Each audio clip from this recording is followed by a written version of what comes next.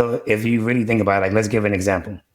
If I say, hey, Jim, you have access to application A, but I modify my standards, my requirements to say a user should only have access to an application for 30 days. After 30 days, the access is automatically removed. That means that Jim accessed the application day one, he gets in just fine. On day 32, he tries to access it, it says access denied. But so that alone is great, but then it becomes a really poor user experience because now Jim has to go through a whole access request again. No one wants that. But in terms of, we're in 2025. We have so many tools out there that are great. So let's add some orchestration, some IDPs into it, and say on day 32, Jim goes to the application.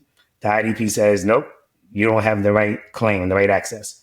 However, it makes a call. Was Jim approved to have this access previously? If that answer is yes, then it can actually go ahead and give Jim the access again because the standard states is only going to be good for 30 days. Because of that, that process makes it a great user experience. Jim doesn't have to lose his access, but there's no standing permissions. Jim doesn't have the access more than he's needed. And if there's a need for a certification, then it's probably going to be empty because most people don't use applications, day in and day out. They really don't. I think even an HR tool like a Workday, which is, really generic, almost every company has it.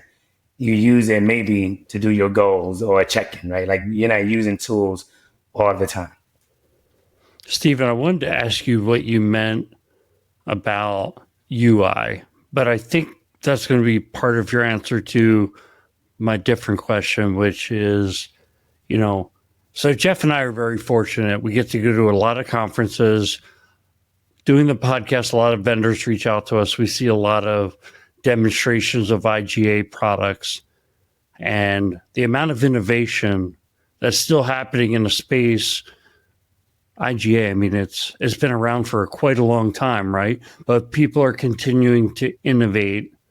And I'd say, why is that? What are the innovations that to you are exciting without getting into specific vendor names, right? We're going to keep, yeah.